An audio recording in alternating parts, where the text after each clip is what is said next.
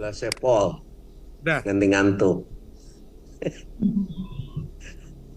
Bapak Ibu sudah bisa dideleng. Sudah, Bu Dewi? Siap, bagus, Sudah ya? aman. Oke, terima kasih. Bapak Harus Ibu, banyak guyon loh. ayo jangan serius-serius itu. Jangan Bapak serius-serius. belum Yang sarapan. serius itu, yang Ngopi serius dulu. itu yang belum GB kayak Bu Ya, Dewi itu harus serius. ya. Nah, kalau sudah gitu, serius. Bisa aja Prof Ahmad ya. Kang Ian tadi loh, bagaimana teman-teman ini yang terutama Saya, waktunya masih Kang Desember ya. Ian bisa disupport nanti, Kang Ian. Tenang aja, Kang Ian. Siap Oke, Prof. Eh, Mohon bantuannya Prof. saudara sekalian, saya akan bincangkan ya menjana pembelajaran berbasis OBE. Kata-kata menjana itu memang jarang dipakai, pada di KBBI itu ada ya. Menjana itu artinya merencanakan, tapi teman-teman jarang menggunakan kata menjana ini ya.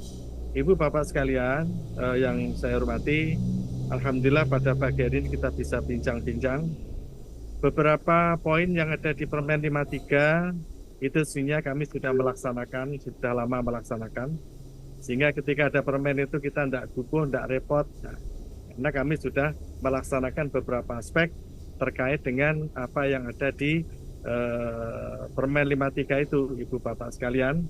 Nah, hari ini saya akan mencoba menyampaikan, membincangkan pengalaman praktis yang kami lakukan berkenaan dengan OBE ini. Saya melihat Bapak Ibu sekalian, banyak ketika kita bicara OBE, ribut dengan administratif dan normatif, tapi kurang pada substantif, itu yang ada. Nah, kami akan mencoba bicara tentang substantifnya. Nah, kalau administratif normatif insya Allah tidak terlalu sulit, mudah. Tapi ketika kita bicara substantif, itu perlu ada kesungguhan, ada kebijakan yang mungkin bisa diimplementasikan. Ini yang menurut saya perlu dilakukan. Ibu Bapak, insya Allah tidak ada perdebatan berkenaan dengan OBE ini ya. Yang prinsipnya bagaimana pembelajaran itu inovatif, interaktif, dan efektif. Ini yang harus kita miliki. Sehingga ketika kita bicara apakah pembelajaran itu inovatif, interaktif, efektif, itu berpulang kepada diri kita, Ibu Bapak sekalian. Sebab kurikulum yang sebenarnya itu sebenarnya ada di guru atau dosen. Itu kurikulum yang sebenarnya. Itu substantif. Sebaik apapun kurikulumnya berpulang kepada dosen atau guru yang mengajarkan. Apalagi sekarang ini, pembelajaran itu bukan lagi pedagogik dan bukan lagi andragogik. Ini yang harus kita implementasikan. Bahwa pembelajaran sekarang itu adalah pedagogi, heutagogi, dan cybergogi. Nah, bagaimana peran guru? Bolehlah administratif dan normatif dilakukan, dan itu Pak Ahmad insya Allah bisa membimbing itu kaitannya dengan administratif dan normatif. Nah, ini Ayah. nah, kalau perlu ada bimbingan khusus Pak Ahmad ini bisa ini bagaimana adatnya. Nah, tapi yang lebih penting lagi sesungguhnya setelah administratif dan normatif, bagaimana substantif itu bisa diimplementasikan. Ini yang harus kita miliki dan harus kita punyai. Nah, ini Ibu Bapak sekalian yang harus kita miliki. Nah, Bapak Ibu, pengalaman kami di program Pasca Sarjana S2 dan S3 ini sangat beda dengan S1. Tetapi walau bagaimanapun S1 pun juga bisa kita geret ya. Kalau di Pasca Sarjana maka luaran paling umum, paling utama adalah karya ilmiah. Pengalaman kami beberapa waktu yang lalu alumni kami S2 pendidikan matematik contohnya, ketika mereka daftar dosen di salah satu perguruan tinggi negeri, saya sebut aja enggak apa-apa, di IAIN Madura. Nah, pesaingnya banyak. Tapi ketika hasil seleksi itu relatif sama, maka yang dicari adalah yang punya kelebihan. Nah, kebetulan alumni kami punya kelebihan, dia banyak tulisan. Nah, dialah yang diterima. Nah, ini Ibu Bapak sekalian, maksud saya yang secara substantif ini yang harus kita lakukan. Jadi kalau mahasiswa pasca sarjana maka harus terbiasa bagaimana dia dapat menuangkan ide gagasannya dalam bentuk karya ilmiah. Ini mudah dikatakan, tapi agak-agak berpulang kepada yang bersangkutan. Contoh yang seringkali Pak Ahmad sampaikan, ayo undang guru besar, ayo cepat guru besar. Tapi ketika ditanya mana karya ilmiahnya, nah kadang-kadang, oh iya sebentar. Nah sebentar itu bisa sebulan, bisa setahun, bisa 2 tahun. Apalagi kalau ibu bapak misalkan lulusan doktor itu setahun yang lalu, 2 tahun yang lalu. Nah kalau belum punya karya ilmiah, itu secara substantif mungkin kita bertanya, apa yang dilakukan? Karena pekerjaan tidak akan pernah habis. Nah, ini Bu Dewi termasuk ini. Pekerjaan tidak pernah selesai. Nah kita Yakin aku. harus nulis, harus nulis. Padahal untuk guru besar syaratnya tuh tidak sulit, hanya satu karya ilmiah yang di Scopus itu contoh. Nah, Ibu Bapak, kalau kita membiasakan diri, terutama teman-teman yang ada di S2, S3 dengan menulis, dengan membuat karya ilmiah, maka ketika lulus dia akan terbiasa. Ini yang. Nah, ini contoh saja. Kurikulum kami ini yang kami sesuaikan dengan Permen 53.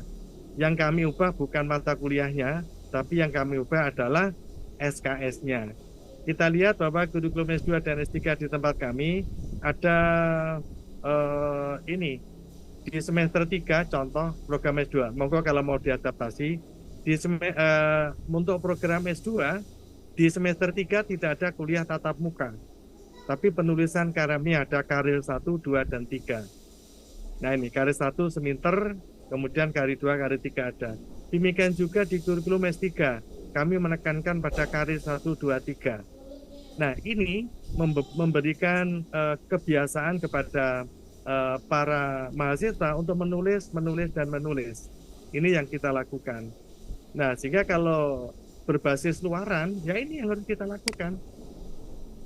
Contoh kemarin ketika kami akreditasi S1 di prodi saya, dari asesor itu ditanya, mana model penilaian yang lain? Saya tunjukkan book chapter hasil perkuliahan saya di mahasiswa S1. Ini Prof, oh ya ini model penilaian yang lain. Jadi bukan hanya pengetahuan, tapi ada wujud. Nah, yang kami lakukan ketika saya ngajar di S1, mata kuliah yang kami ambil waktu itu adalah seminar pendidikan matematik.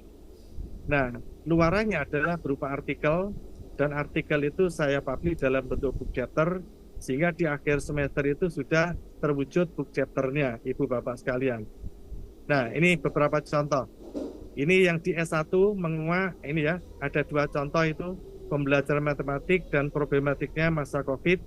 Nah, ini pelajaran mata kuliah saya di S1, kemudian mengurai kemampuan berpikir kritis dan kreatif melalui literasi, ini juga mata kuliah di S1. Kemudian itu ada contoh lain, book chapter dari kegiatan-kegiatan yang dilakukan. Ini secara substantif yang harus kita lakukan agar mahasiswa terbiasa, dan ketika kita mengajar ada bekasnya, Ibu Bapak sekalian. Dan bekas itu dapat memberikan makna bagi yang lain ketika orang lain membutuhkan referensi, maka apa yang kita lakukan, kita berikan, bisa memberikan kepada yang lain, ini manfaat yang ada, Ibu Bapak sekalian. Nah, ini yang kami lakukan dan kami kerjakan. Termasuk Ibu Bapak sekalian di tempat kami, skripsi itu semester 6 juga boleh lulus skripsi. Tugas akhir ya. Jadi di kami namanya tugas akhir. Tugas akhir itu bukan akhir tugas, sehingga semester 6 pun boleh lulus. Nah kok boleh lulus, kenapa? Ya lulus saja, nanti nilainya disimpan. Nah itu di tempat kami. Nah itu di permen yang baru kan boleh begitu.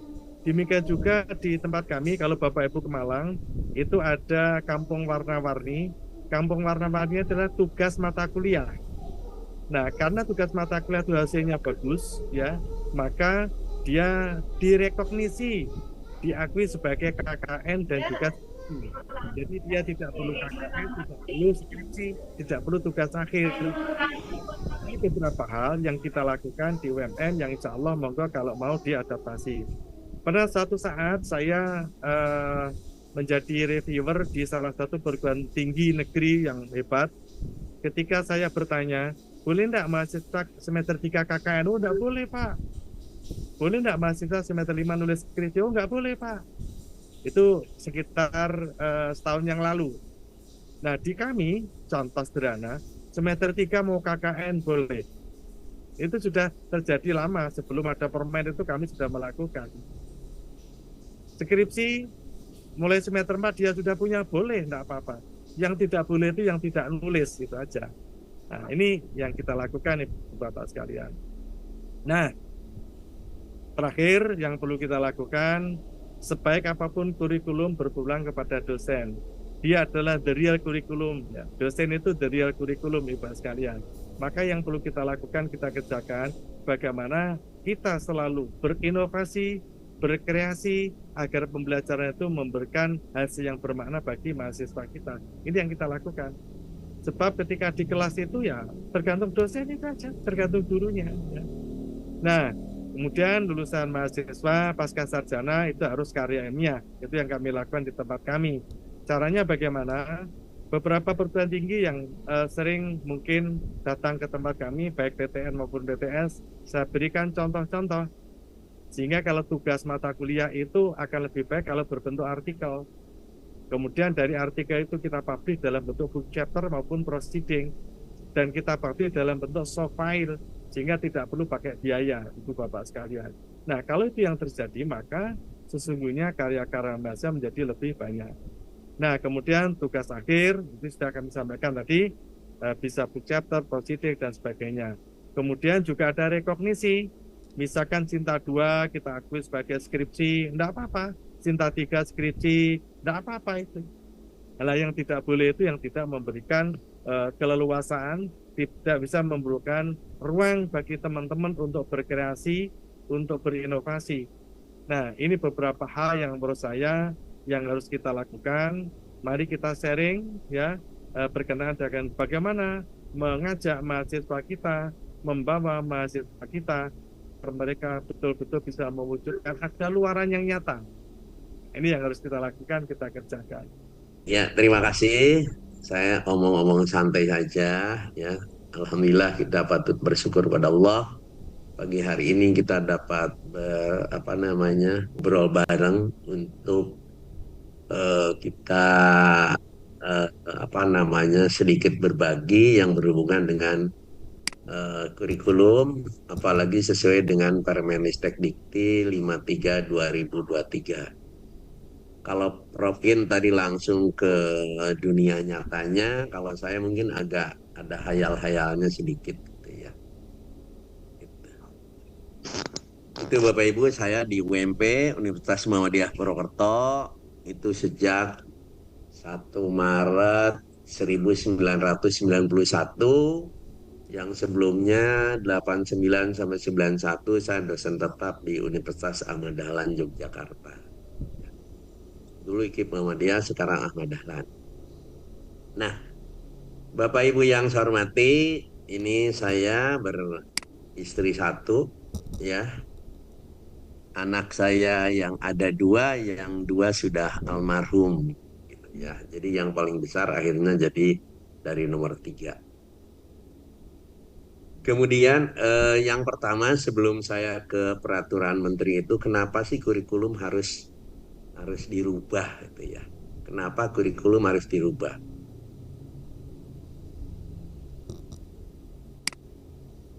Kenapa kurikulum harus dirubah? Yang pertama kondisi masyarakat itu adalah dinamis. Perguruan tinggi sebagai salah satu mencetak atau penghasil lulusan, maka harus tanggap dengan kondisi masyarakat yang dinamis. Apalagi di dunia sekarang ini, era sekarang ini sangat dinamis sekali, maka perguruan tinggi sebagai penghasil lulusan harus bisa menyesuaikan dengan kedinamisan dari masyarakat yang ada.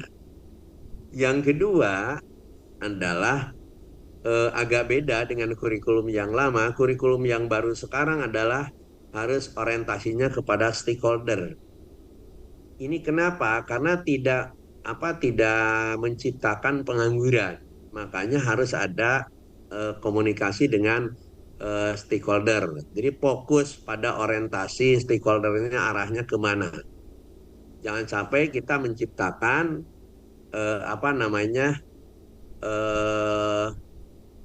lulusan yang tidak diterima oleh pelanggan atau stakeholder. Bu Dewi itu di UMP protes, saya nggak bisa masuk katanya. Tuh, dosen-dosen UMP protes tuh ke saya nggak bisa masuk katanya. Iya, Tuh, 100 Pak, yang 500 udah habis nih kata Prof. oke. Yang ketiga, bahwa kurikulum itu berubah dalam rangka kita untuk melihat keefektifan dan efisiensinya. Ya, jadi para pengembang kurikulum harus melihat yang sekarang sudah berjalan itu efektif apa tidak. Kemudian yang keempat adalah eh, selalu orientasinya ke peningkatan. Ya, yang keempat itu selalu berorientasi ke peningkatan, baik peningkatan kualitas lulusan maupun peningkatan daya serap sesuai dengan poin yang kedua tadi. Kemudian yang kelima, kenapa kurikulum harus dirubah? Karena akuntabilitas dari organisasi atau lembaga. Nah, jadi perguruan tingginya harus akuntabel. Nah, salah satu ciri akuntabel adalah kurikulum selalu menyesuaikan dengan perkembangan yang ada di masyarakat. Kemudian yang berikutnya adalah yang kelima, kenapa kurikulum harus dirubah? Itu karena memang kondisinya sekarang mengikuti perkembangan iptek. Ya, perkembangan iptek. Tadi Prof. Inan mengatakan bahwa di visiting professor besok itu ada hubungannya dengan AI mungkin tadi ya. Mungkin juga harus dibahas, disiapkan dengan menggunakan yang berkembang sekarang di beberapa perguruan tinggi ada yang menggunakan chat GPT gitu kan. Nah, juga harus bisa kita menyesuaikan dengan kondisi yang seperti itu. Kemudian yang kurikulum harus dirubah ya jelas ini karena kebijakan dari pemerintah. Pemerintah Indonesia melalui Kementerian Pendidikan, Kebudayaan, Ristek, dan Dikti, melalui Direktorat Jenderal Pendidikan Tinggi, maka kebijakannya sekarang berlaku kepada yang baru ini. Nah, saya langsung ke apa namanya, sekilas tentang SN Dikti yang 53/2003. Ini barangkali bagi yang sudah pernah, ya terutama di itu sudah ada, ya silahkan. Bagi yang belum, ini merupakan apa namanya, semacam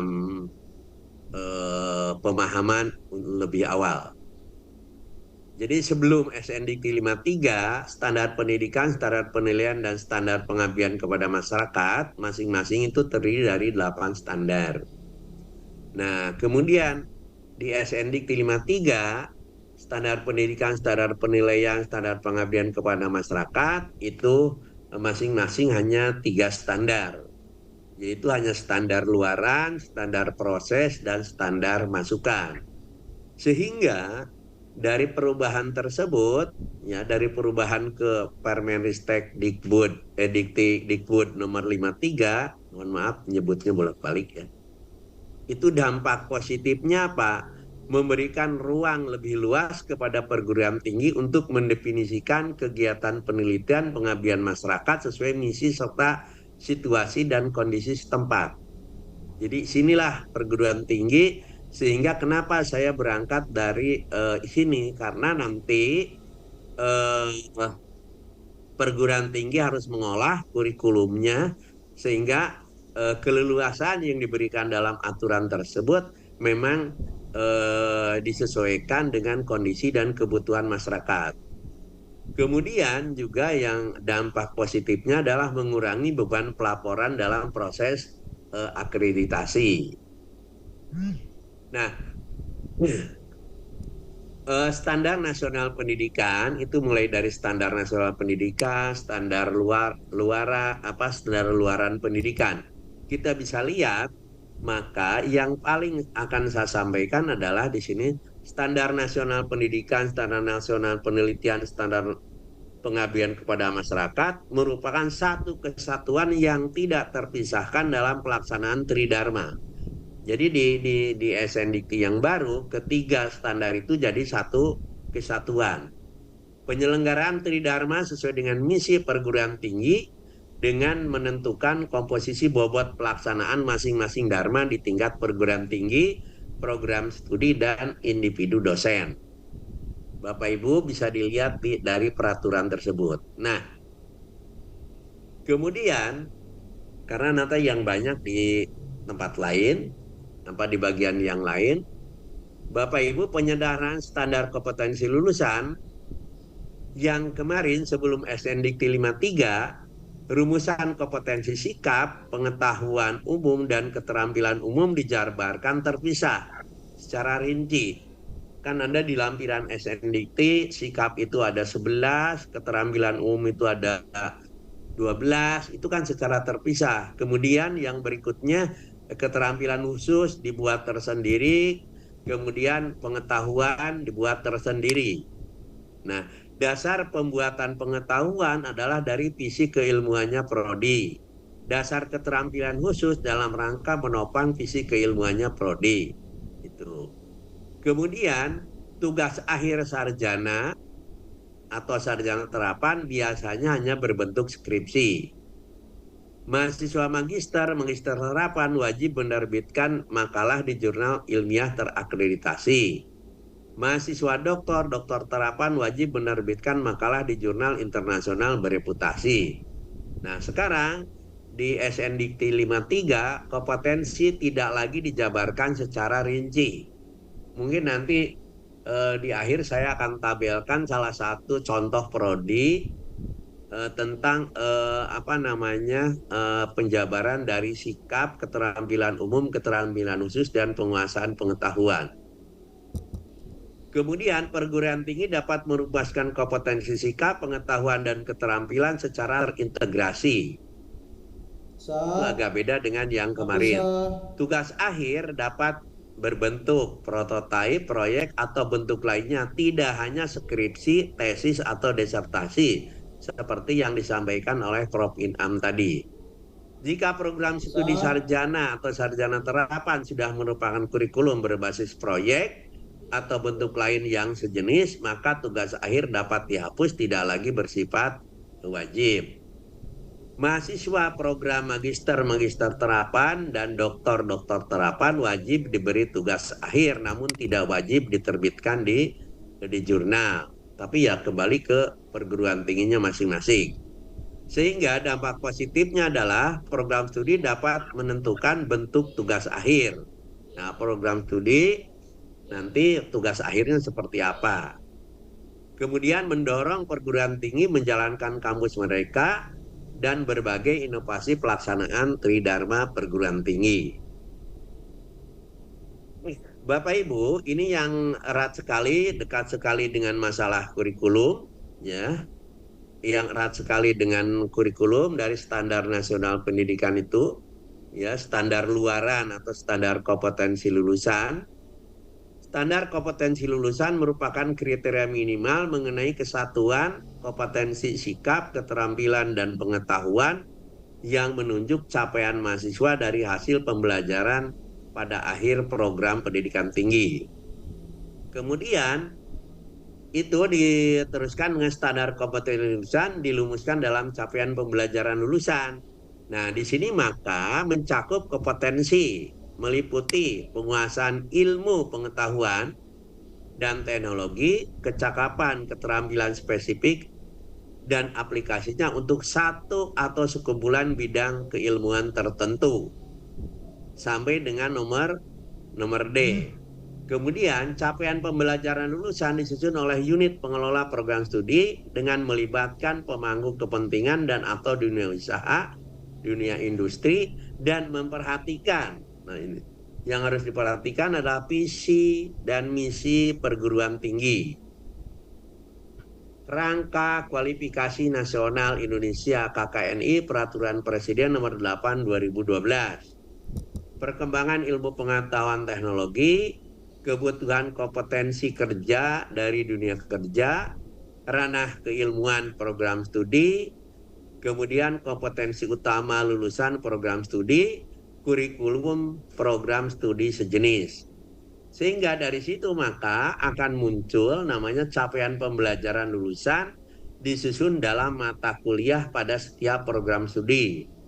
Jadi di sini mata kuliah memiliki capaian pembelajaran mata kuliah yang berkontribusi pada capaian pembelajaran lulusan. Di sini berarti capaian pembelajaran mata kuliah sering disingkat dengan CPMK. CPMK itu menopang tercapainya CPL atau capaian pembelajaran dari program studi. Jadi ini urut-urutannya ya Bapak Ibu ya. Kemudian standar ya, ini masukan pendidikan, ini kurikulum. Kurikulum program studi ini harus mencakup minimal sampai H. Capaian pembelajaran lulusannya apa? Masa tempuh kurikulum bagaimana, berapa? Metode pembelajarannya bagaimana? Modalitas pembelajarannya bagaimana? Syarat kompetensi dan atau kualifikasi calon mahasiswa. Kemudian penilaian hasil belajar, materi pembelajaran yang harus ditempuh, dan tata cara penerimaan mahasiswa pada berbagai tahapan kurikulum. Dalam hal program studi mengakomodasi mahasiswa melalui RPL, nah kurikulum program studi juga mencakup tata cara penerimaan mahasiswa barunya. Nah, barangkali di perguruan tinggi Bapak Ibu, sekarang pemerintah menunjuk perguruan tinggi prodi Bapak Ibu untuk menyelenggarakan RPL. Maka harus disiapkan tentang mekanismenya mulai dari penerimaan mahasiswanya sampai dengan mereka nanti di akhir kelulusan. Sehingga di sini program studi pada pendidikan vokasi juga dapat menerapkan kurikulum yang diselenggarakan bersama dunia usaha, dunia industri, dan dunia kerja dalam sistem ganda atau sebutan lain. Kurikulum sistem ganda atau satu sebutan lain merupakan kurikulum yang menggabungkan pembelajaran di perguruan tinggi dengan magang di dunia usaha, dunia industri, dunia kerja, dan atau industri yang dikelola oleh perguruan tinggi. Jangan pada serius Bapak Ibu ya. Halo? Jangan-jangan pada ngantuk Bu Dewi.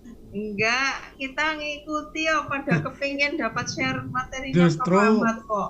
sangat memperhatikan loh Pak, nggak ngantuk. Oke. Aman. Alhamdulillah tidak aman. Nanti aman. saya share ya. Oke, Iya. siap. Nanti Bahkan saya kalau share boleh sebentar lagi. panitia nanti share ke kami ya.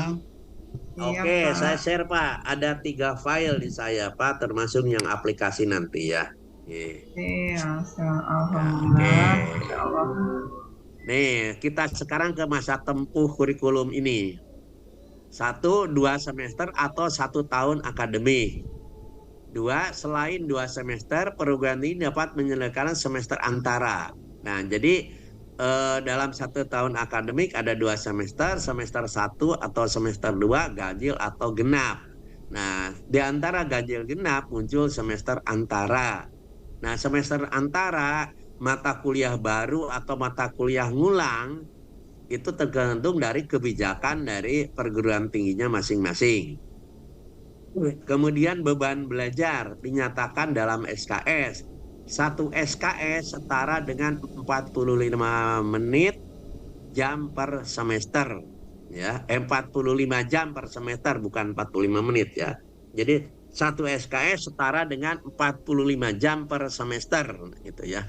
Kalau 20 SKS berarti mahasiswa itu menempuh 900 jam per semester. Nah, itu nanti diturunkan sehingga ketemu per SKS itu berapa menit. Pemenuhan beban belajar dilakukan dalam bentuk kuliah, boleh kuliah, responsi, tutorial, seminar, praktek, studio, penelitian, dan seterusnya.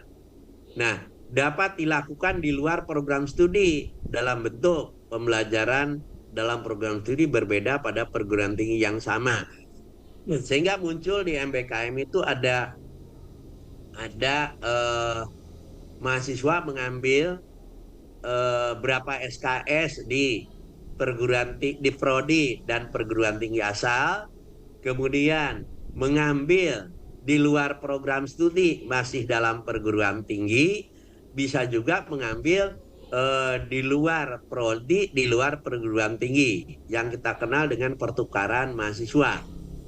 Nah, dalam aturan yang sudah berjalan kemarin bahwa kalau satu SKS, satu prodi itu 144 SKS, maka kalau 20 SKS di luar prodi dalam kampus, 40 SKS di luar prodi dalam kampus, maka di dalam prodinya sendiri itu berarti 144 dikurangi 20 dikurangi 40. Berarti prodi itu mengelola 84 SKS gitu, ya.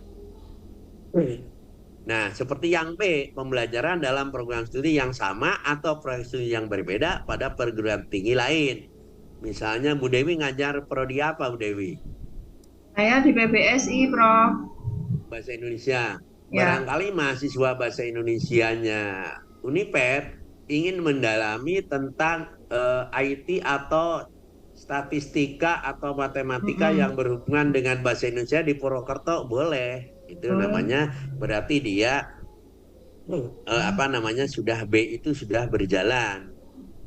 Nah, bisa juga pembelajaran pada lembaga di luar perguruan tinggi. Misalnya dia dikirim orang prodi pendidikan bahasa Indonesianya Uniped, dia diberangkatkan ke Pustekom di Jakarta, misalnya di Depok selama 1 semester. Nanti diakui, dilingkan dengan mata kuliah apa di semester itu yang dia ambil gitu. Atau bisa di P4TK masing-masing mapel juga kan bisa gitu. Nah, sehingga di sini di pemenuhan beban belajar, bentuk pembelajaran dilakukan melalui kegiatan belajar terbimbing, kegiatan penugasan terstruktur dan atau kegiatan mandiri. Perhitungan beban belajar dalam sistem blok, modul atau bentuk lain ditetapkan sesuai dengan kebutuhan dalam memenuhi capaian pembelajaran. Kegiatan dalam program yang dapat ditentukan oleh kementerian dan atau pemimpin perguruan tinggi. Jadi ada kegiatan-kegiatan yang memang sesuai dengan kebutuhan menteri menunjuk. Dilaksanakan di bawah bimbingan dosen dan atau pembimbing lain ditentukan oleh perguruan tinggi dan atau lembaga lain di luar perguruan tinggi yang menjadi mitra pelaksanaan proses pembelajaran.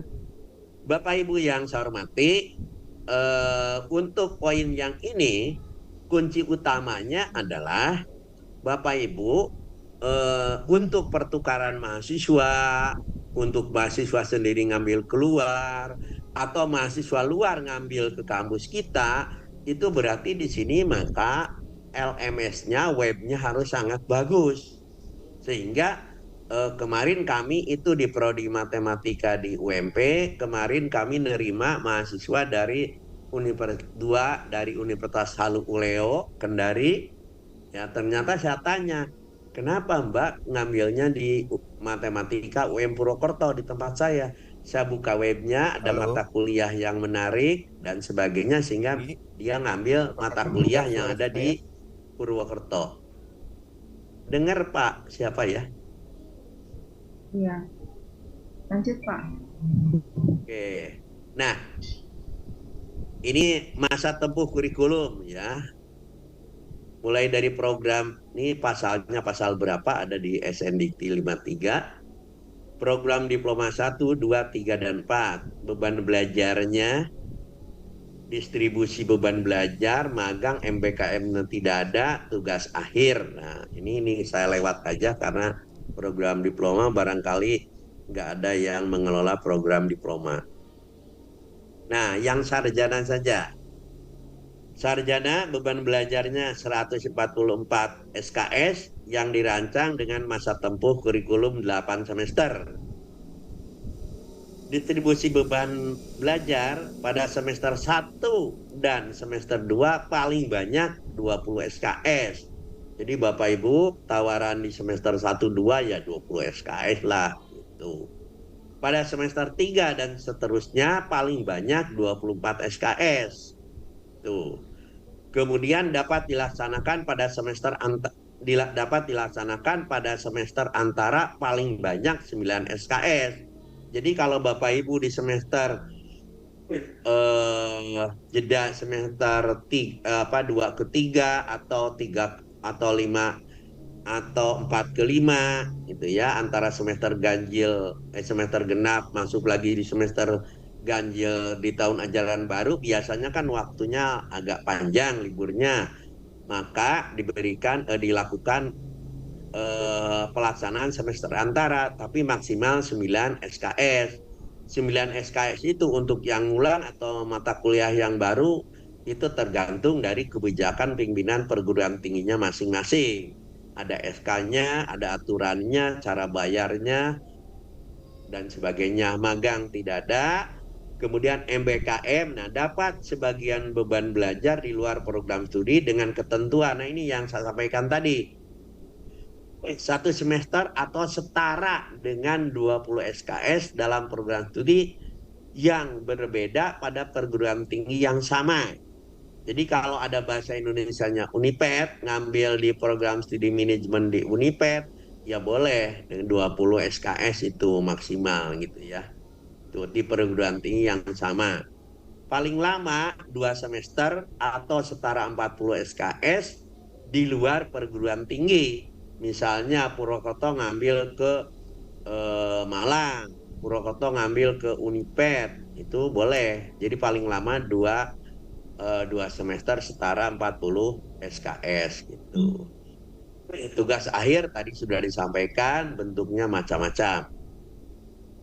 Sarjana terapan berarti D4, ya, sarjana terapan D4 itu ya, untuk tugas akhirnya sama dengan sarjana. Kemudian MBKM dapat menempuh beban belajar selama paling lama 2 semester atau setara 40 SKS di luar perguruan tinggi. Jadi beda dengan yang sarjana. Kalau yang sarjana itu yang D4 bisa ngambil di program studi yang lain yang ada di perguruan tinggi. Ya, tapi kalau untuk yang diploma 4 tidak, jadi langsung keluar, yang A-nya tidak dilaksanakan. Wajib melaksanakan kegiatan magang di dunia usaha, dunia industri. Nah, ini setara dengan 20 SKS. Kemudian magang dan MBKM dikecualikan bagi mahasiswa program studi kedokteran, kebidanan, dan keperawatan. Ini ada kekhususan tersendiri. Termasuk program magister. Sekarang kan yang magister terapan beban belajarnya itu 54 SKS sampai 72 SKS yang dirancang dengan masa tempuh kurikulum 3 semester sampai 4 semester. 3 semester sampai dengan 4 semester. Jadi semester 3 sudah boleh lulus berarti kalau di sini. Program doktor terapan masa tempuh kurikulum dirancang 6 semester yang terdiri dari 2 semester pembelajaran yang mendukung penelitian dan 4 semester untuk penelitian. Berarti 1-2 di kampus untuk mata kuliah atau dengan menggunakan Zoom atau blended learning. Nah, yang 4 semester untuk melakukan penelitian. Kemudian pembelajaran yang mendukung penelitian dapat dikecualikan oleh perguruan tinggi bagi mahasiswa yang memiliki pengetahuan dan kompetensi yang telah mencukupi untuk melakukan penelitian. Oh, bagi yang ini sudah memenuhi sehingga dia di semester 1-2 tidak tidak mengambil mata kuliah itu. Kemudian profesi ada PPG, ada profesi nas, profesi apoteker dan sebagainya. Paling sedikit 36 SKS yang dirancang dengan masa tempuh 1 tahun atau 2 semester. Nah, spesialis beban belajar masa tempuh kurikulum disusun dan ditetapkan oleh perguruan tinggi bersama organisasi profesi. Ini Bapak Ibu. Nah, kemudian di pasal 21 Bapak Ibu mungkin boleh dibaca di pasal 21 peraturan nomor 53 2023 ada yang namanya fast track atau percepatan. Nah, di situ fast track atau percepatan itu syaratnya harus berasal dari perguruan tinggi yang sama, ya, dari perguruan tinggi yang sama. Jadi diselenggarakan di perguruan tinggi yang sama. misalnya dia dari S1-nya di UMP, maka fast track-nya juga di UMP. Ya, fast track itu nanti saya tunjukkan beberapa macam. Nah, jadi di sini harus diselenggarakan di perguruan tinggi yang sama. UNES ya harus di UNES, kemudian UNY di UNY, Undip di Undip, Uniped di Uniped, UMM di UMM dan sebagainya. Gitu. Jadi di pasal 21 diselenggarakan pada perguruan tinggi yang sama. Kemudian program studi asal dan tujuan itu akreditasinya unggul, akreditasi internasional atau ditetapkan oleh menteri karena kebutuhan mendesak.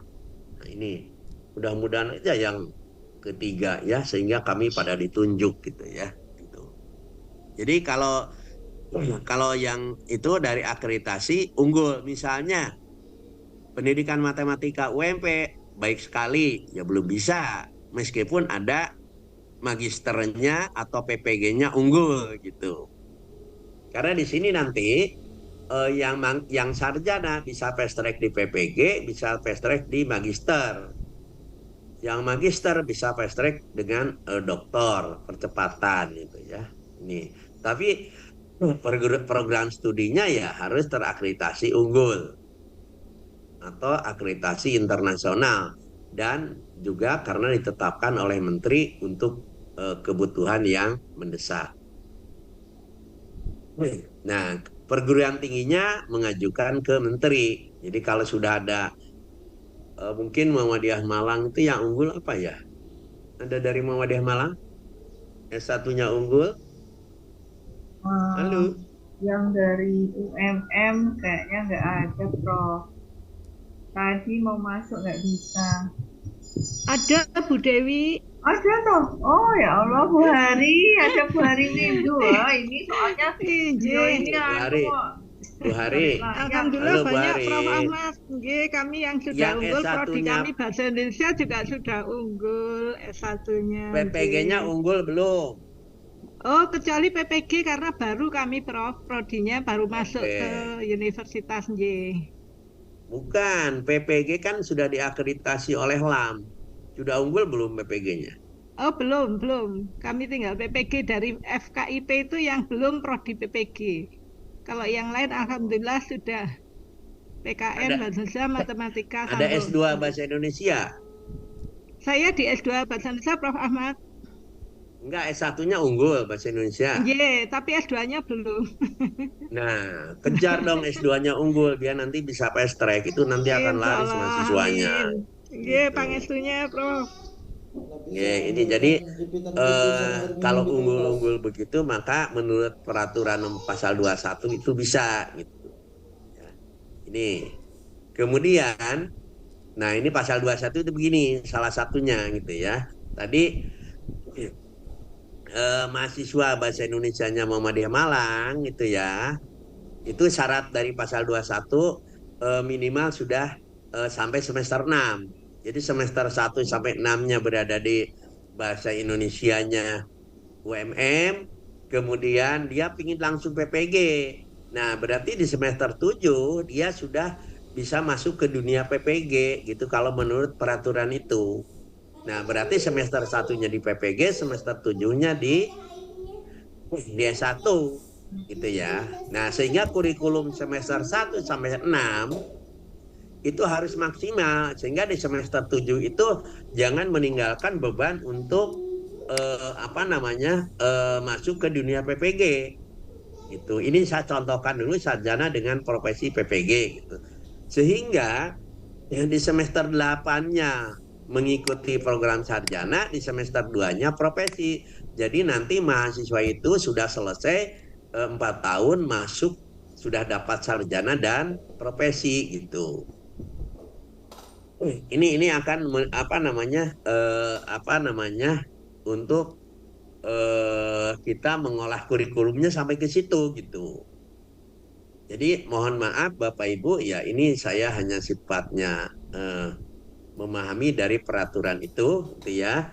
Sehingga nah sekarang syaratnya ya sarjana prodi bahasa Indonesianya unggul, PPG-nya harus unggul. Bisa ya PPG-nya A, ya PPG-nya sudah A, tapi prodi yang unggulnya baru bahasa Indonesia, geografi, matematik, PGSD belum gitu. Nah ini contoh yang sarjana dan profesi. Jadi sehingga di sini dalam penyusunan kurikulum itu kita harus betul-betul maksimal. Ya, sehingga di semester 7 itu mahasiswa sudah tidak terlalu beban banyak untuk menyelesaikan materi-materi mata kuliah yang ada di kurikulum sarjananya. Ini.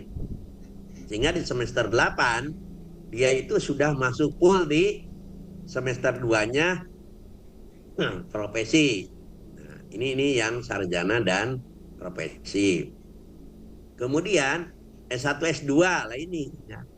Tadi S1-nya bahasa Indonesia semester 1 sampai 6 maksimal, semester 7 di S1 dan semester 8 di S1 dia bisa sudah menempuh semester 1 dan 2 di program magisternya. Sehingga di semester 3 dan 4 di tahun berikutnya, nah dan seterusnya, maka dia sudah menempuh full di program magisternya. Sehingga mohon maaf Bapak Ibu, kita harus betul-betul menyusun kurikulum itu sesuai dengan peraturan ini sehingga kita dapat menguntungkan para mahasiswa yang berkualitas. Nah ini S2 S3 juga sama. Ya, magister itu kan tadi 3 semester atau 4 semester. Saya taruh di sini 4 semester. Semester 1, 2, 3, 4 untuk magister. Maka beririsan dengan program doktor. Yang 4 semester kan penelitian. Yang 2 kan teori yang berhubungan dengan penelitian. Sehingga di sini itu adalah bisa saja tugas akhir dari magister yang dilingkan dengan materi-materi untuk menyiapkan pelaksanaan penelitian di 4 semester berikutnya. Itu Bapak Ibu ya. Oke Bapak Ibu, itu yang berhubungan dengan yang berhubungan dengan sedikit sekilas tentang Permendikbud Dikti nomor 53 2023, karena yang lain bisa juga beririsan dengan masalah akreditasi dan sebagainya. Nah, saya sedikit berhubungan dengan OBE gitu ya. Jadi di sini OBE itu harus literasi humanitas. Jadi di sini maka tadi dikatakan Prof. Inam, jadi harus problem solving dan sebagainya. Ini ya. Nah ini contoh yang kami itu ya, yang di Universitas Muhammadiyah Purwokerto yang nanti akan disiapkan. Jadi visinya adalah Universitas Muhammadiyah Purwokerto menjadi universitas unggul, modern dan Islami pada tahun 2031. Sehingga nanti dalam penyusunan kurikulum harus mengacu ke situ. Kemudian misinya adalah menyelenggarakan pendidikan dan seterusnya sampai mengaktualisasikan prinsip-prinsip dalam penyelenggaraan universitas. Sehingga nanti di situ maka Universitas Muhammadiyah Purwokerto dokumen kurikulumnya adalah yang pertama adalah profil sesuai KKNI, capaian pembelajaran sesuai deskripsi KKNI, bahan kajian mata kuliah, metode pembelajaran, penilaian, dan juga SDM serta sarana prasarana. Ini Bapak Ibu ya. Oke, saya kira itu yang intinya. Ya sesuai dengan kebutuhan, dan ini memang kebutuhannya di lapangan seperti itu. Dan yang terakhir di penilaian kami juga hadirkan praktisi. Ini dibantu oleh Bu Nuri yang tadi Bu Bapak lihat pakai seragam PNS, sekarang pakai seragam yang satunya yang putih. Ini ya, ini mohon ini mereka presentasi nggak harus yang ini, enggak, langsung saya mendampingi juga ikut menilai. Ya kami juga ikut menilai. Nah, apa yang terjadi Bu Bapak? Yang terjadi sangat luar biasa ya, bahwa ternyata adik-adik ini sangat nyaman gitu ya, sangat nyaman belajar. Belajar itu yang katakanlah nyaman, seneng, itu kan bukan berarti dosennya ndagel di kelas gitu. Tapi enggak, mereka tuh nyaman, seneng karena mereka dapat sesuatu yang memang baru dan itu dibutuhkan di lapangan pada saat nanti mereka bekerja. Nah, keberanian kita untuk melakukan eksperimentasi seperti ini Ibu Bapak, itu juga bagian dari upaya di OBE, Outcome Based Education. Ya, kalau Ibu Bapak mencermati ya paparan-paparan dari para ahli, para pakar tentang OBE, ini juga yang sebenarnya luput selama ini. Kita RPS-nya bagus, tapi implementasi di lapangan, ya itu tadi, gitu, Ibu Bapak. Nah, ini sambil contoh, saya putarkan cuplikan video ini miliknya Mas Hudadi tadi. Sebenarnya masih banyak, tapi saya pilih ini aja yang sempat saya record gitu ya. Ini tampilan e-modul yang berhasil mereka buat dengan menggunakan aplikasi Articulate Storyline. Sebenarnya masih banyak. Ada yang tidak menggunakan aplikasi itu. Ya ada yang menggunakan Scribble Maker, ada yang menggunakan Skincast-O-Matic, ya kemudian ada yang menggunakan apa lagi ya kemarin tuh banyak beberapa itu. Ini saya putar Ibu Bapak ya. Nah ini, jadi ketika masuk di modul kita tidak bisa langsung menggunakan, jadi harus mengetikkan nama dan kelas. Dan namanya ya harus nama yang bisa di nama kita, nama siswa gitu. Nah ini interaktif ya, interaktif manusia ya. Dan ini membekali mereka. Nah ini link berita ya, langsung connect dengan berita ya. Di sini memuat data-data, memuat teks ya. Jadi walaupun pembelajarannya itu mapel biologi ya, modulnya modul biologi, tapi tetap disediakan teks karena ya tetap harus dikuatkan penguatan kompetensi literasinya. Jadi mereka juga belajar ini loh, diajari ini loh kalau memasukkan ya penguatan kompetensi literasinya kayak di sini. Oh gitu. Ya memang ini kompleks banget karena mata kuliah ini merupakan mata kuliah yang bisa mereka ambil di semester ujung-ujung ya, mendekati lulus, dan ini bisa dijadikan sebagai bahan untuk skripsi. Jadi mereka sudah benar-benar punya modal. Nah, Pak Agus ini kan 2 SKS. It doesn't matter, nggak ada masalah Ibu Bapak ya. Walaupun ini 2 SKS ya, tapi mereka bisa melakukan dan kita bisa mengendalikan ya beban belajar di mata kuliah ini ya gitu. Nah Ibu Bapak, dengan cerita saya yang ini tadi, saya ingin menunjukkan RPS-nya seperti apa ya. RPS-nya sih harus seperti apa kalau seperti kalau desainnya seperti itu gitu nggih. Nah izin ini karena kemarin saya tanya Ibu Komandan, Bu Dewi, Bu saya fokus ke apa gitu. Seperti kemarin Pak di grup. Oke, semoga terlihat ya Ibu Bapak. Dan kami mengembangkan RPS yang seperti ini Bu Bapak sudah sejak lama. Jadi seperti yang guru-guru yang guru-guru kita ya, Prof. Ahmad, Prof. Inam dan seterusnya. Jadi kita awali, saya mohon izin untuk mengawali. Ini bukan berarti sekali lagi saya menggurui Ibu Bapak, ini hanya sekedar berbagi aja. Di RPS ini Bu Bapak, CPL Prodi yang dituliskan itu enggak semuanya. Pernah saya mereview RPS begitu ya, katanya sudah mengarah ke KKNI, ke OBE, tapi CPL Prodi yang ditulis di sini itu banyak sekali Bu Bapak. Pertanyaannya sederhana, kalau bobotnya mata kuliah hanya 2 SKS ya, 3 SKS, tapi CPL gitu prodi yang dititipkan di mata kuliah ini tuh banyak ya. Saya pernah membaca itu sampai mereview itu ada yang sampai 8-10. Itu nggak cocok ya, nggak cocok. Kalau CPL-nya banyak, seharusnya bobot mata kuliahnya juga tinggi gitu. Nah, saya tidak mengurui, tapi ini memang begitu Ibu Bapak kalau menurut KPT. Nanti di breakdown ke CPMK. Dan satu lagi Ibu Bapak, saya sedikit sharing saja terkait dengan deskripsi singkat mata kuliah. Di mata kuliah ini ya, deskripsinya biasanya begini, mata kuliah ini membekali mahasiswa konsep ini bla bla bla bla, titik. Sebaiknya tidak demikian ya. Jadi deskripsi mata kuliah ini sangat bermanfaat ya bagi pembaca, khususnya bagi mitra seperti guru yang kita ajak itu tadi. Ketika saya sodori ini, Pak, mata kuliah ini apa sih? Oh, mata kuliah ini itu membekali ini Bu, mahasiswa tentang ini, bekerja secara kolaboratif dilandasi sikap tanggung jawab. Loh, kok ada ininya Pak Agus? Iya, karena mata kuliah ini tidak hanya dititipi CPL Prodi ranah pengetahuan keterampilan khusus tapi juga keterampilan umum dan sikap.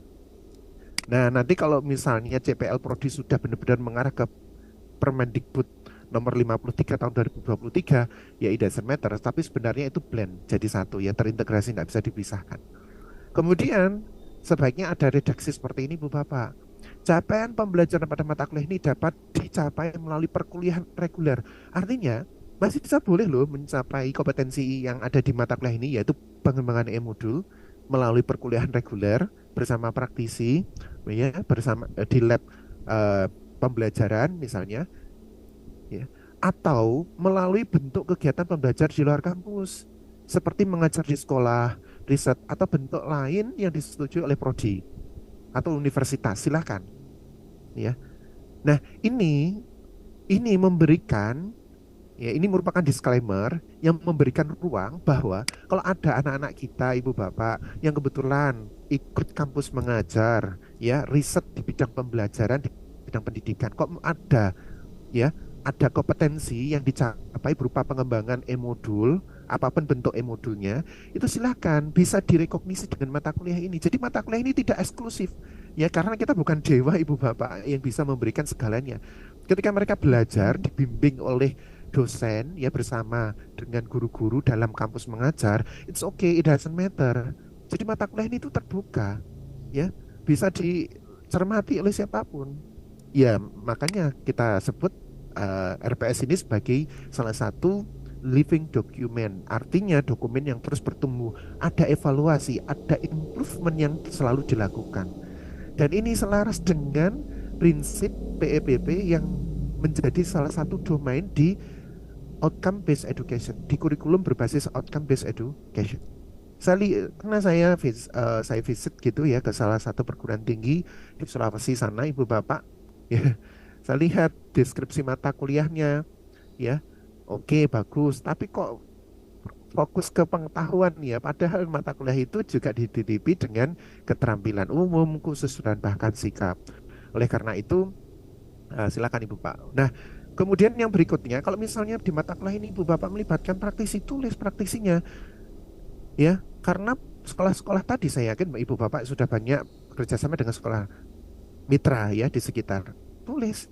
Nah, ketika ibu bapak tulis, ketika ditanya asesor dalam akreditasi, apa sih buktinya bahwa bahwa ibu bapak itu sudah kerjasama dengan sekolah-sekolah ini? Nah, ini buktinya, beliau sebagai praktisi yang juga ikut masuk di dalam perkuliahan, walaupun mereka masuknya 2 kali, 3 kali, nggak apa-apa. Tapi itu sebagai bukti sahih, ya, untuk bisa mendapatkan skor 4 di APT 3.0 maupun Lamdik, ya, instrumennya Lamdik. Oke, nanti kita tunggu saja per 30 Desember seperti edaran Ban PT kemarin, ya, per tanggal berapa? 11 September itu seperti apa begitu. Oke. Mata kuliah prasyarat dituliskan saja ibu bapak. Dan kalau ibu bapak cermati, ya, ibu bapak cermati tadi di presentasi saya. Oke. Ini saya share biar tidak gonta-ganti. Oke. Nah, ini. Oh, sorry. Nah, ini desainnya seperti ini ibu bapak.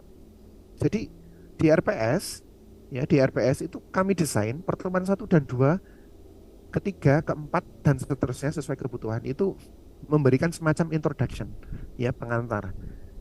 Ini mata kuliah pengembangan e-modul, ya, saudara-saudara semua, ya, adik-adik mahasiswa, ini nanti akan kami papar dahulu tentang konsep e-modul, ya. Jadi kita kasih dulu ibu bapak pengantar, dan tapi tidak perlu mendetail. Contohnya seperti tren pengembangan e-modul. Sejauh ini bentuk-bentuk e-modul yang ada di lapangan itu seperti apa gitu. Oh, seperti ini.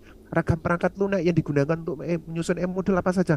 Oh, ada Articulate Storyline, ada Canva, ada ini macam-macam, ya. Kemudian silakan ibu bapak, ya, plotting pertemuan itu sesuai dengan kebutuhan. Introduction apa yang harus mereka dapatkan, bekal apa yang harus mereka peroleh sehingga mereka bisa melaksanakan project, ya. Kalau namanya project bapak kembali seperti yang disampaikan oleh Prof Inam tadi, ya, pembelajarannya sudah langsung praktik, ya, praktik langsung bersama mitra, bersama guru. Jadi project tidak cukup hanya 2-3 pertemuan. Apakah ada Pak Agus? Ada pada saat saya mereview sebuah sebuah RPS, kurikulum beserta RPS-nya. Loh, ini project based learning kok cuma 3 pertemuan? Yakin cukup? Yakin Pak Agus? Proyeknya apa? Membuat PPT loh. Isi PPT-nya apa? Merangkum, memecahkan masalah gini. Oh, itu bukan. Jadi kalau memang proyek, ya papar, ekspor, apa ya? Papar ya, expose mereka dengan problem real yang ada di masalah, yang ada di lapangan. Jadi dengan mitra, dengan sekolah mitra, kami papar anak-anak kami itu. Kita membiarkan mereka selama seminggu, 2 minggu untuk berdiskusi dengan guru-gurunya, ya. Kemudian merumuskan ide, ya, menyusun jadwal target. Jadi menyusun jadwal itu adik-adik mahasiswa. Ya awalnya kebetulan, Pak, gimana sih menyusun jadwal? Ini loh nak, menyusun jadwal itu kayak gini. Saudara harus ngapain? Oh ini Pak. Sekarang padankan dengan kolom berikutnya, minggu-minggu berikutnya. Dan jangan lupa targetnya apa. Oh gitu Pak ya. Kalau mereka nanti menyalahi target seperti yang mereka rencanakan, mereka akan melakukan evaluasi dan itu sangat memiliki dampak terhadap higher order thinking mereka, Ibu Bapak. Dan banyak riset kami sudah publikasi di beberapa media di proceeding maupun di jurnal yang berkaitan dengan itu. Khususnya time management. Ya Ibu Bapak bisa membaca artikel saya di proceeding Scopus, tapi belum jurnal, itu terkait dengan time management di PJBL. Kemudian pelaksanaan proyek, menyusun laporan. Nah ini mereka sendiri yang menentukan, kita membantu ya, merapikan ya. Nah ini Ibu Bapak ya, tahapan-tahapannya. Dan ketika jadi mulai pertemuan ke-6 sampai 16, bisa Ibu Bapak bayangkan, itu di kelas kami itu sepi. Ya, kelas saya itu sepi. Saya selalu diletakkan di, kalau nggak di lab botani ya di lab pembelajaran mata kuliah ini. Tapi kelas itu sepi mulai pertemuan 6 sampai 16. Kenapa? Karena kelasnya sudah lebih fleksibel lagi. Sehingga ini inline, saya ulangi, ini inline dengan apa yang menjadi kebijakan pemerintah di Permendikbud nomor 53 tahun 2023, bahwa satu SKS itu ekuivalen setara dengan 45 jam dalam satu semester. Ya. Jadi 45 jam itu mau dibuat apa, dipakai apa, Ibu Bapak, terserah kita, tapi harus by design. Tidak boleh terserah, bos pokoknya yang saya nggak ada jam, saya masih ada keperluan, ada undangan, silakan dikerjakan. Nggak boleh, harus by design. Jadi fleksibilitas yang dimaksud oleh pemerintah di Permendikbud nomor 53 tahun 2023 itu ini Ibu Bapak. Jadi pertemuan ke-6 sampai 16 jam terserah kita mau dipakai apa dalam satu semester itu. Ya, kebetulan kami petakan 45 jam total dalam satu semester itu untuk pertemuan 1-2 seperti ini, sekian menit seperti ini, wujudnya di RPS tadi. Termasuk pertemuan ke-6 dan 16 tidak ada aktivitas berupa saya menyampaikan materi, tidak ada. Aktivitasnya berupa apa? Kegiatan mahasiswa di lapangan. Ya, seperti ini tadi. Kegiatan mahasiswa di lapangan. Jadi sudah langsung ya, mereka langsung seminar progress report ya, project based learning. Ya. Mereka jadi pertemuan ke mana 6 sampai 11 kegiatannya ini, kegiatan utamanya mereka. Jadi banyak progress report Ibu Bapak. Apakah setiap pertemuan harus progress report? Tidak. Bisa 2 minggu sekali. Tapi saya selama ini sudah punya pola, kami punya pola sebaiknya seminggu sekali. Mereka mengerjakan apa selama seminggu terakhir, mengerjakan ini, minggu depannya sudah berprogres apa. Akhirnya di jurnal perkuliahan ya, kalau mungkin di kampusnya Ibu Bapak ada kartu kendali perkuliahan, ya istilahnya mungkin beda-beda. Itu kami per minggu saya tulis seperti ini, progress report 1, progress report 2, pertemuan ke-6, progress report ya, pertemuan ke-7, progress report. Tapi memang mereka mencantumkan progress report itu. Dan ini bagian dari outcome based education. Bagaimana kita memastikan bahwa kompetensi ya luaran ya, kompetensi yang kita tetapkan di kurikulum itu benar-benar dicapai oleh mahasiswa. Loh Pak, ini berarti ya nggak bisa effortless ya, memang nggak bisa effortless, tapi kita cukup memfasilitasi, dan peran dosen sebagai fasilitator itu benar-benar nampak di sini Bu Bapak ya. Misalnya kemarin beberapa waktu yang lalu Ibu Bapak saya ada tugas ya, ada tugas ke direktorat ya di Kemendikbud, kemudian harus luring ya ke Makassar begitu ya, luring ke mana, ke Pasuruan ya, Universitas Yudharta Pasuruan. Ya nggak apa-apa, di sela-sela itu saya luangkan waktu 1 jam. Jadi perkuliahannya nggak terikat sesuai dengan jadwal, jadi sangat fleksibel. Dan yang terakhir Ibu Bapak, nilai itu seperti yang disampaikan oleh Prof. Inam tadi, diperoleh benar-benar dari ini portofolio, produk, LKM, seminar progress report, penilaian teman sejawat. Sambil contoh ini, contoh penilaian teman sejawat Ibu Bapak. Saya ngirimkan link ini, ya, penilaian diri sendiri, ya. Nah, ini seperti apa refleksi? Ada juga penelitian apa ya, semacam angket lah gitu. Saat teman berpendapat, saya berusaha menyimak dan mendengarkannya. Ini tetap saya explore, tetap kami explore, ya. Saya dengan beberapa dosen di prodi seperti itu Ibu Bapak. Tentu mungkin Pak ini kok terlalu ribet, bisa disederhanakan angketnya, bisa sesuai dengan kebutuhan, ya, sesuai dengan kebutuhan. Kemudian ini contoh juga di mata kuliah lain. Ini contoh Ibu Bapak, ya. Ini contoh di mata kuliah biokomputasi dasar itu berbasis proyek sama. Saya hanya memberikan materi di pembekal di pertemuan 1 sampai pertemuan ke-6. Pertemuan ke-7 sampai 15 itu mereka fokus melakukan mini riset, ya, proyeknya mini riset, ya. Proyeknya mini riset. Nah, seperti ini Bu Bapak, ya. Produknya banyak sekali seperti ini. Cuma kelemahan saya Ibu Bapak, ya, tidak mewajibkan mereka untuk publikasi karena mereka masih S1 dan ini mata kuliahnya hanya 3 SKS. Ya, kalau yang e-modul tadi 2 SKS. Ya, ke depan tentu kami akan terus melakukan pengembangan, akan kami publikasikan. Banyak sekali artikel ini, ya. Dan ini Ibu Bapak, ya. Ini novelty-nya bisa dipertanggungjawabkan karena ini pasti belum pernah dilakukan oleh orang lain. Jadi sampai menulis, pembahasan itu kita kawal gitu. Kita kawal. Dan bahkan kalau beberapa sih sudah publikasi ya di proceeding, ya, di jurnal. Ya, kenapa citasi saya juga alhamdulillah mulai meningkat sejak menerapkan ini karena ini saya titipkan. Nah, coba baca artikelnya Pak Agus yang ini, artikel saya. Oh iya Pak. Oh iya Pak, ini match ya dengan pembahasan. Ya silahkan ya bilang gitu kalau mau diambil.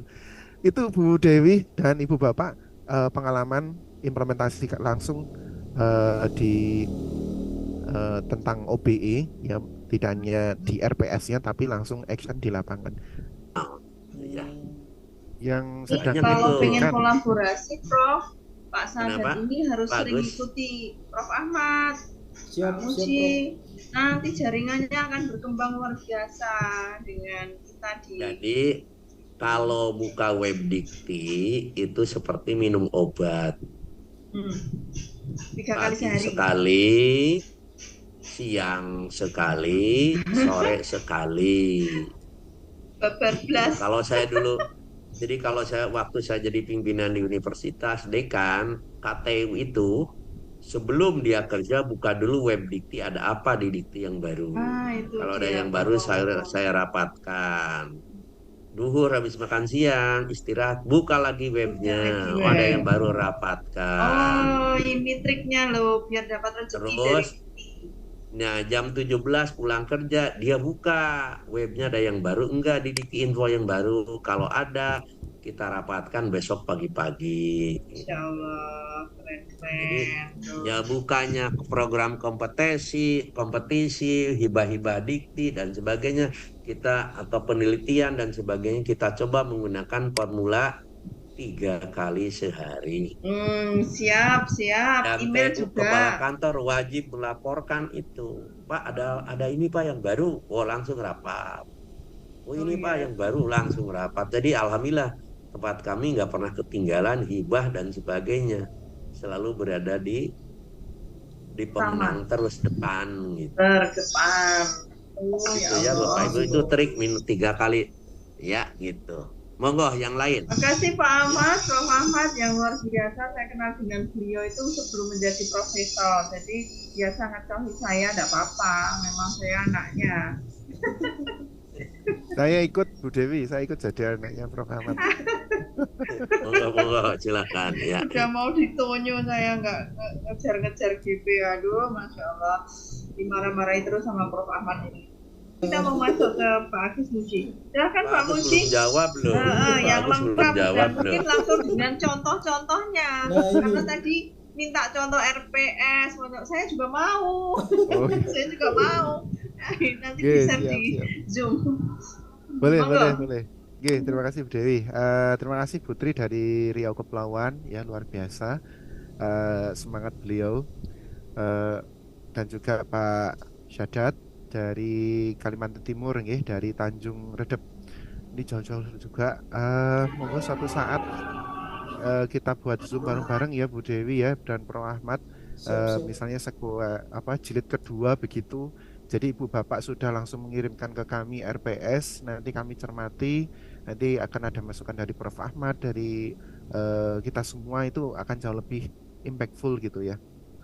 Baik, mohon izin saya rangkum untuk Putri dan Pak Syadat. Yang pertama terkait dengan apa sih dasar kita untuk menjustifikasi bahwa pembelajaran kita, RPS kita itu sudah on the track, sudah masuk ke dalam kategori OBE atau belum.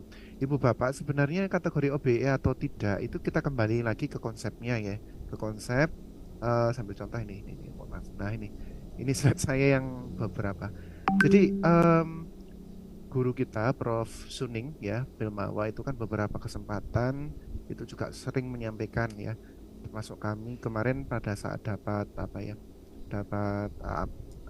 penguatan begitu. Ini harus ditekankan gitu loh, bahwa kita posisinya sebagai dosen ya di program studi ini outcome based education-nya itu framework-nya di mana gitu. Ya sudah, karena kita berperan sebagai dosen ya, maka kita bertugas memastikan ini saja student acquired the attitude, skill and knowledge learning outcome of the lesson. Jadi ya sudah, kita fokus saja sebagai dosen pengampu mata kuliah, pemegang mata kuliah itu memastikan bahwa peserta didik kita, mahasiswa kita benar-benar mencapai CPMK, CPL, prodi yang dititipkan ke mata kuliah itu. Sudah fokus ke situ. Kalau di mata kuliah Ibu tadi, saya catat itu mata kuliah kebudayaan, sejarah kebudayaan Melayu. Apa sebenarnya yang kompetensi yang dititipkan ya, yang harus dicapai oleh mahasiswa di mata kuliah Ibu? Sambil contoh dari sikap ya. Ternyata untuk sikap itu mahasiswa diminta untuk bisa bertanggung jawab ya. Misalnya S9 atau S10 saya lupa. Nah, karena memang mahasiswa diminta untuk bisa bertanggung jawab ya, sesuai dengan bidang keahliannya, kita desain tugas itu agar bisa membuat kita mengcapture bisa mahasiswa sudah benar-benar bertanggung jawab enggak. Contohnya mengumpulkan tugas secara tepat waktu. Yang kedua, bertanggung jawab itu indikatornya apa? Oh, indikatornya mereka benar-benar melakukan orkestrasi di teamworknya itu. Ya, kalau memang itu menjadi indikator, ya nanti dilihat pada saat mereka mengerjakan video, ya, membuat video. Pada saat proses membuat video, ada engagement itu enggak? Ada proses kolaborasi itu enggak? Ada upaya untuk bertanggung jawab menyelesaikan tasknya enggak? Gitu. Nah, itu bisa di-capture. Hal-hal yang sederhana, enggak perlu sekian indikator banyak, sikap itu kita ambil semua. Jadi kita kembali ke CPL yang dititipkan ke mata kuliah, ya, CPL prodi yang dititipkan ke mata kuliah kita, atau kita fokus ke CPMK. Jika memang ranah sikap yang harus di-assessment adalah tanggung jawab, misalnya kedisiplinan, ya sudah, kita fokus ke sana. Untuk mata kuliah itu tadi sejarah kebudayaan Melayu. Mungkin mata kuliah Ibu yang lain dititipi ranah sikap tapi tidak fokus di situ, ya sudah. Kita tidak perlu mengassessment sekian banyak komponen sikap. Fokus saja sesuai dengan RPS Ibu, ya, RPS kita gitu. Kalau seperti saya tadi, saya beberapa mendapat mata kuliah di bidang pembelajaran, ada yang juga yang murni biologinya. Ya saya pilah-pilah, nggak mungkin saya kerjakan semua, kan gitu.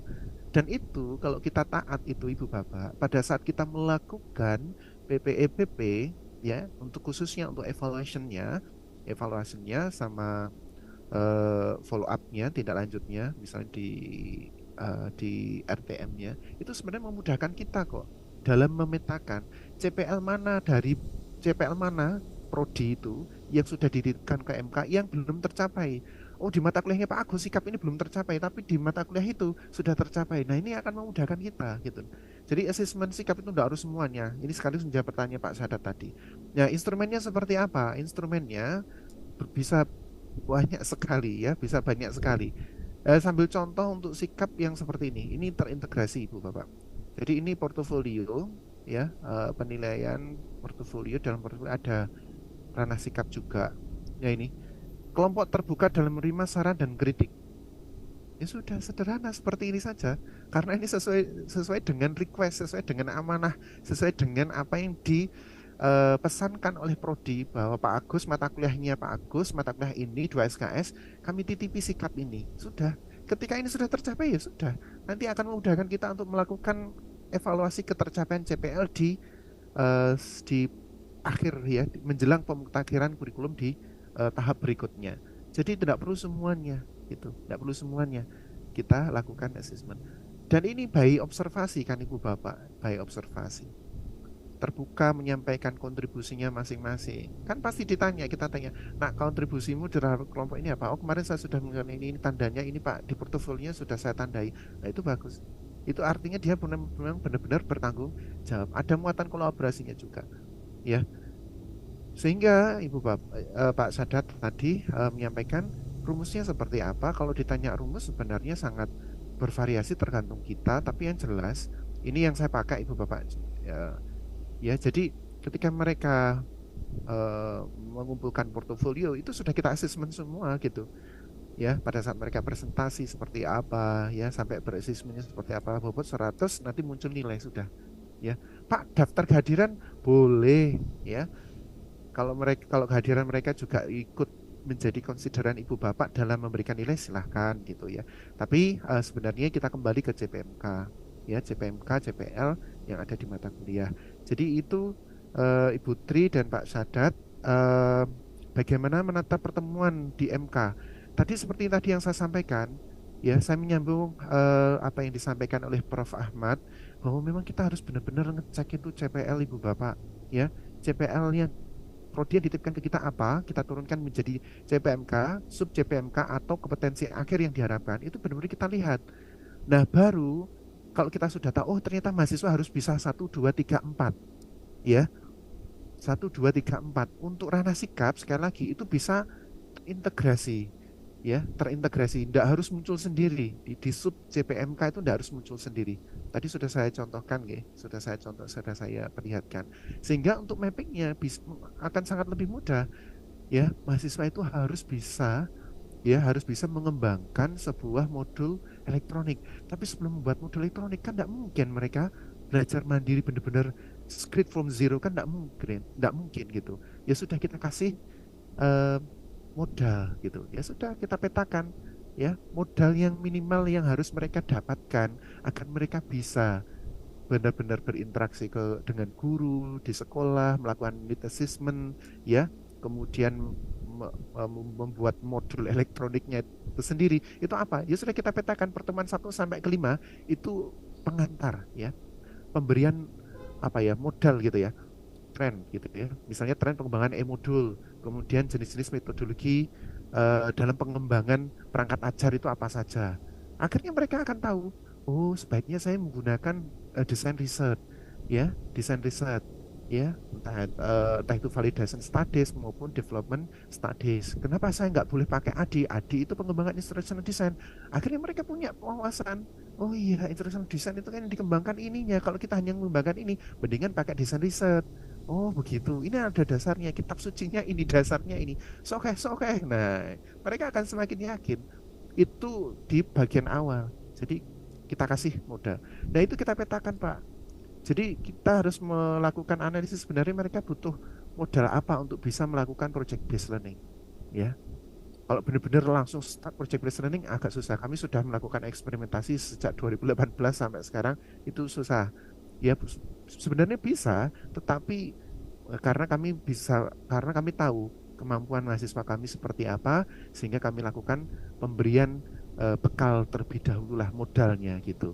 Sehingga kami petakan pertemuan ke-6 sampai 16 ini kegiatan mereka mulai dari observasi, kemudian minggu ke-7 mereka progress report, minggu ke-8 mereka berkolaborasi dengan guru dan seterusnya, akhirnya sampai pertemuan 16 mereka penilaian portofolio. Begitu Pak Sadat, nggih.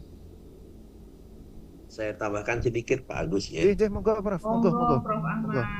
Nah, dalam sebuah RPS itu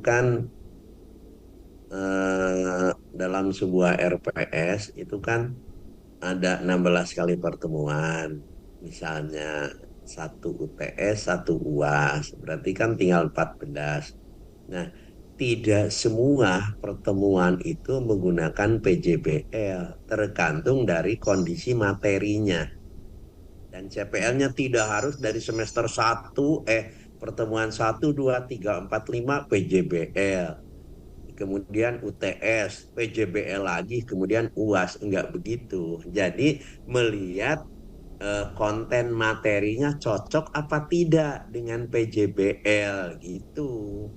Jangan memaksakan karena eh, sebuah model bisa diterapkan kuncinya ada dua. Yang pertama cocok dengan karakter materi yang akan disampaikan. Yang kedua juga karakter muridnya. Mahasiswanya cocok enggak gitu. Terutama karakter ininya apa? Materinya. Masa di pertemuan pertama kedua sudah PJBL kan mesti ada bahan-bahan dasar yang harus diberikan dan sebagainya. Jadi dari 14 kali pertemuan di samping UAS dan UTS itu kita cari materi mana yang cocok dengan model PJBL. Karena tidak ada model yang terbaik, nggak ada model pembelajaran yang terbaik, yang ada adalah model pembelajaran yang cocok dengan materi yang disampaikan. Mungkin tadi Pak Agus cocok PJBL di Universitas Nusantara Kediri, gitu, cocok ya. Tapi belum tentu cocok di tempat saya gitu kan. Jadi tolong itu harus kita perhatikan hal-hal seperti itu. Itu tambahan. Ya Pak Agus mungkin sepakat Pak Agus atau gimana? Nggih, sepakat Prof. Sepakat Prof. Ini sangat inline dengan yang tadi sudah saya sampaikan. Matur nuwun penguatannya. Jadi memang di awal-awal Iya. memang tidak harus langsung project gitu, tidak harus seperti tadi yang saya sampaikan di awal itu. Nah ini, ya, di awal itu memang teori diskusi kelompok. Iya. Kayak gini kan memang nggak bisa langsung project gitu, betul? Leres Prof. Iya, betul. Nggih. Iya, oke. Oke, terima kasih ya Allah. Aku jadi speechless ini. Buat senang-senang dulu, kita jangan serius-serius ya Bapak Ibu. Nanti kalau mikir Nggak usah serius. RPS, Iya. CFL, CPL, CPMK, Ya. jadi akreditasi deh nanti langsung mau Nah. submit. Pokoknya kita nikmati saja. Ada Oke. pantun nih buat Pak Sadat ya, boleh ya Pak Sadat? Boleh, Bu. Ada uang sen zaman kolonial. Cakepnya Cakep. mana? Cakep, Bu. Cakep. Diambil babe jadi cincin emas. Cakep. Sekali Cakep. dosen milenial siap sambut OB berkualitas. Cakep, mantap. Ayo, yang lain nanti harus PR-nya pantun harus ada ini. Saya satu lagi nih. Minum es di dalam bis. Sayang pantun saya sudah habis. Gampang toh membuat pantun. Bu Dr. Dewi itu kami konsennya sebetulnya di teknologi pembelajarannya atau teknologi pendidikannya. Jadi bagaimana pengembangan kurikulum dan lain sebagainya. Jadi memang baru konsen di sana saja. Seperti itu Bu Dewi. Kami kebanyakan sih masuknya ke sekolah-sekolah ya Bu Dewi. Kita membantu sekolah-sekolah yang masih belum banyak menggunakan kurikulum merdeka. Kalau kami masih di situ mainnya, begitu Bu Dr. Dewi. Nah, ini pas ini Pak Yan, berarti ketemu Pak Puji, ketemu dengan Prof. Ahmad, Iya, itu nanti pas banget tuh. Insya Allah biar kita kasih jadwal di sana. Soalnya kita biasanya di sekolah nanti bulan Oktober sudah ada satu sekolah yang selama 1 bulan full itu minta untuk pelatihan persiapan menuju asesmen kompetensi guru. Jadi 4 kompetensi itu, jadi kita melatihnya dan dipersiapkan untuk mereka AKG-nya nilainya minimal 85 gitu Bu Dokter. Jadi UKG apa? Ya apa Pak Yan? Gimana Prof? UKG apa? AKG Prof, asesmen kompetensi guru. Oh, dengan PPG sama, beda. Kita di swastanya, kalau PPG kan biasanya di negeri ya Prof ya. Oh iya. Widya Iswara biasanya kan. Mm-mm. Wah, Ya, keren karena itu. kebetulan saya sekarang masih ini sebagai wakil sekretaris Forum PPG Nasional gitu. Prof Nah Ahmad, itu wah Prof mantap, Ahmad itu makanya itu luar biasa, pintunya tuh di Monas, kuncinya di Monas itu beliau. luar Sekali biasa. ke Jakarta itu kunci udah di mana-mana terbuka, cret gitu. Biasa. Memang kayaknya Bu Dr. Dewi kita perlu ada pelatihan langsung praktik ya dengan narasumber yang sama. Kalau bisa sih luring ya, Wah, itu keren luring itu ya. menyusun Boleh di PJBL. Kediri, boleh di Purwokerto nanti. Pertanyaannya wani piro? Ya itu nanti kita siapkan Bu Dewi. Kalau yang selanjutnya itu sudah harus lebih konsen lagi. Iya, konsen ini. Kayaknya nggak Kediri. hanya menulis artikel terus ya, tapi Iya. bagaimana menyusun PJBL, Bagus. PBL. Dari PJBL kan kita bisa buat artikel Bu Oh, Dokter. bisa banget nanti langsung Iya. ditampani ke Solo. Iya. Aku jadi takut promosi. Iya.